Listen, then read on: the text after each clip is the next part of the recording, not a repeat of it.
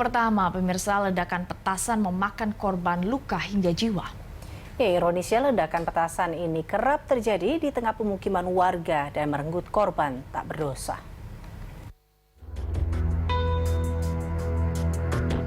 Ketenangan warga Sidoarjo, Jawa Timur beribadah Ramadan terganggu akibat ledakan petasan di permukiman warga di kawasan Desa Sidokepung, Buduran. Ledakan yang terjadi Jumat dini hari mengejutkan warga yang langsung berhamburan keluar rumah.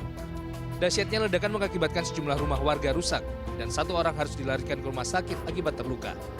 Ledakan dipicu dari warga yang meracik bubuk petasan untuk persiapan Lebaran mendatang. Namun naas, bubuk petasan meledak dan mengakibatkan bencana. Ledakan yang berasal dari bubuk petasan juga terjadi di permukiman warga di kawasan Desa Sukosari, Kabupaten Malang, Jawa Timur. Warga yang berada di dalam rumah pun berhamburan keluar.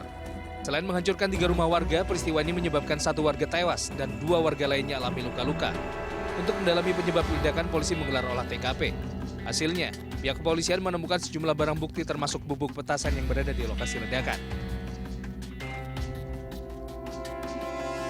Sebelumnya, ledakan akibat bubuk petasan juga terjadi di Desa Karangbendo, Ponggok, Kabupaten Blitar, Jawa Timur. Dahsyatnya ledakan menyebabkan 25 rumah warga rusak parah, termasuk rumah pembuat petasan ilegal yang nyaris rata dengan tanah. Tak hanya menewaskan 1 orang warga, ledakan petasan ini juga menimbun sejumlah orang lainnya. Setelah dilakukan olah TKP, polisi temukan barang bukti di lokasi kejadian. Dari rumah pelaku, ditemukan 3 buah panci yang dipakai sebagai wadah misiu atau black powder. Di sekitar panci juga ditemukan bekas puntung rokok yang diduga apinya pemicu ledakan. Berdasarkan data BPBD, jumlah korban ledakan mencapai 26 orang. Kebanyakan korban alami luka akibat tertimpa reruntuhan atap rumah. Mirisnya, seorang balita mengalami gegar otak akibat tertimpa bangunan dan tengah mendapatkan perawatan di Rumah Sakit Umum Daerah Serengat, Kabupaten Blitar. Ironisnya, ledakan maut akibat bubuk petasan ini kerap terjadi di tengah permukiman warga. Akibatnya, saat terjadi insiden atau ledakan, selalu jatuh korban baik jiwa maupun luka dari warga di sekitar lokasi ledakan. Padahal secara aturan, sejumlah pemerintah daerah telah melarang rumah tinggal dijadikan tempat usaha. Terlebih, usaha yang membahayakan serta mengganggu fungsi hunian. Apalagi polisi melalui peraturan Kapolri telah melarang produksi petasan rumahan karena dinilai berbahaya dan dapat mengganggu ketenangan serta ketertiban masyarakat. Namun lagi-lagi, peraturan yang dibuat tak diindahkan sehingga korban terus berjatuhan. Sampai kapan insiden petasan ini akan terus memakan korban? Liputan melaporkan.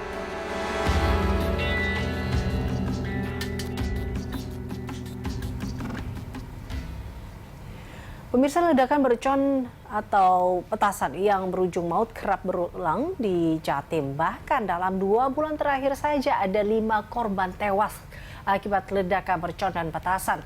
Kita akan berbincang bersama dengan Kabid Humas Polda Jatim, Kombes Pol Dirmanto. Terima kasih Kombes Pol Dirmanto telah bergabung bersama kami. Pak Dirmanto, kalau kita lihat dari sejumlah kasus ini, koreksi bila saya salah, kebanyakan ledakan terjadi dalam rumah pembuatan petasan atau mercon ini yang meledak. Yani apa ya, kalau kita lihat penyebabnya adalah obat mercon atau bahan petasan ya. Benarkah demikian? Atau mungkin ada hal lain yang didapat dari hasil temuan polisi terkait penyebab ledakan ini? Ya, baik Mbak. Jadi terima kasih ya bahwa di sini kami perlu sampaikan bahwa memang benar di setiap kejadian adanya ledakan bahan-bahan mercon itu kita temukan adanya beberapa sebab. Di antaranya adalah bahwa bubuk misiu atau bubuk petasan itu sifatnya adalah sangat sensitif terhadap getaran atau gesekan. Sehingga apabila terkena air sedikit saja itu bisa meletus. Ini informasi yang kami terima dari Bitlapor seperti itu. Sehingga ini sangat membahayakan ya. Kalau kita lebih dalami lagi dalam 100 kilo itu bisa menghancurkan sekitar 100 meter ya. Rumah-rumah yang ada ataupun situasi lingkungan yang ada di sekitaran lokasi tersebut. Sehingga ini sangat berbahaya sekali. Sehingga kami menghimbau kepada masyarakat, tolong jangan lagi melakukan produksi mercon ini di rumah-rumah. Ini sangat berbahaya. Demikian, Mbak. Ya Pak Dirmanto, tapi kan sebenarnya dalam peraturan Kapolri ini kan sudah tertuang ya tentang perizinan pengamanan, pengawasan, pengendalian bahan peledak komersil.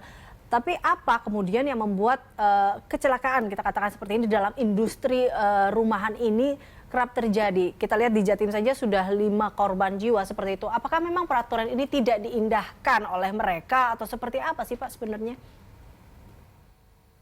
Ya, jadi Mbak memang benar Mbak, gitu ya, Pak. Ada peraturan Kapolri nomor 17 tahun 2017. Di situ sudah jelas tertuang bagaimana terkait dengan perizinan, pengawasan maupun pengendalian bahan komersial Handa ini, bahan peledak ini. Namun demikian kita terus sosialisasikan hal ini kepada masyarakat. Tentunya sosialisasi ini kan juga perlu pemahaman dari masyarakat. Kami juga menghimbau dan mengharapkan kepada semua komponen masyarakat, kami sudah bekerja sama sampai dengan tingkat Babin Kamtipmas ya, tingkat bawah. Di sana ada Babinsa juga, ada kepala desa yang terus kami sampaikan bahwa bahayanya rumah-rumah produksi petasan ini. Namun demikian memang ada beberapa ya yang kasus-kasus yang tetap terjadi. Namun demikian Mbak, bahwa Polda Jatim tidak henti-hentinya ya untuk melakukan upaya penegakan hukum terhadap rumah-rumah produksi petasan ilegal ini ya. Dari tahun 2002 sampai 2003 ini sudah ada sekitar 59 laporan polisi yang berhasil kita selesaikan ya. Dengan jumlah tersangka 80 orang. Kemudian bubuk atau serbuk yang berhasil kita amankan ada sekitar 596 kilogram. Ini kurang lebih seperti itu, Mbak. Bahkan beberapa hari ini, ya minggu kemarin ini ada 3 Polres yang juga terus melakukan penindakan terhadap kasus-kasus home industry atau produksi perumahan terkait dengan petasan ini. Di Malang Kabupaten itu 5 kilogram yang disita, kemudian di Sumeneb juga kemarin juga ada 21 kilogram yang kita sita. Tentunya ini merupakan keprihatinan kita semua, aturan sudah ada namun tetap terus dilanggar. Namun demikian polisi tidak henti-hentinya terus bekerja sama dengan berbagai komponen untuk melakukan pengungkapan kasus-kasus ini. Demikian, Mbak. Ya, kalau kita lihat Pak Dirmanto baru informasi yang didapat bahwa terbaru Polda Jawa Timur berhasil mengamankan 231 kg bahan peledak yang akan dipakai untuk produksi petasan. Kalau kita berbicara mengenai produksi petasan ini, apalagi tadi ada home industry di situ, dan mereka bekerja atau membangun usaha ini di tengah kerumunan atau di rumah yang begitu padat penduduknya juga, di kawasan padat penduduk. Ini tuh pengawasannya seperti apa sih Pak? Kalau kita lihat tadi ada apakah menunggu laporan dari atau butuh kerjasama dari masyarakat juga atau seperti apa sebenarnya? Ya tentunya kita terus ya Mbak, terus menghimbau kepada masyarakat dan terus bekerja sama dengan masyarakat ya, maupun semua aparatur pemerintahan sampai tingkat bawah. Seperti kami sampaikan tadi ada Babin Kamtipmas di situ, ada Babinsa, ada kepala desa. Tentunya lewat mereka-mereka itu, lewat beliau-beliau itu kita terus mensosialisasikan ya bahaya kan adanya letusan apabila mercon itu dirakit di rumah-rumah. Nah, ini tentunya perlu pemahaman dan kesadaran kita semua. Baik. Ya polisi terus berupaya Mbak ya untuk melakukan upaya sosialisasi, deteksi dini. Namun demikian mereka masih saja kucing-kucingan ya terkait dengan hal ini. Oke. Nah, Artinya memang Pak Dirmanto masyarakat bahwa ini masyarakat seharusnya terus. berperan aktif untuk memberitahu kepada mungkin pihak polisi bila memang atau Polda Jatim bila memang menemukan adanya home industry terkait dengan mercon atau pembuatan mercon atau petasan seperti itu boleh? Ya betul Mbak, jadi kita sangat berharap ya peran aktif masyarakat untuk melaporkan setiap adanya distribusi, pembuatan terkait dengan petasan ini Mbak ya. Kami sangat terima kasih sekali memang kalau ada masyarakat yang betul-betul berkenan melakukan ini.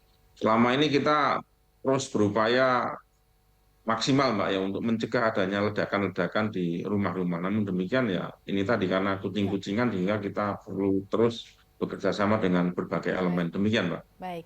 Apalagi tadi Anda katakan bahwa dampaknya sangat luas sebenarnya jika memang efek dari bahan baku yang dipakai. Nah, terkait dengan bahan baku ini sebenarnya Pak Dirmanto, dari mana sebenarnya kalau dilihat begitu banyak mereka mendapatkan bahan-bahan untuk membuat mercon ataupun petasan ini, sebenarnya mereka dapat dari mana, Pak?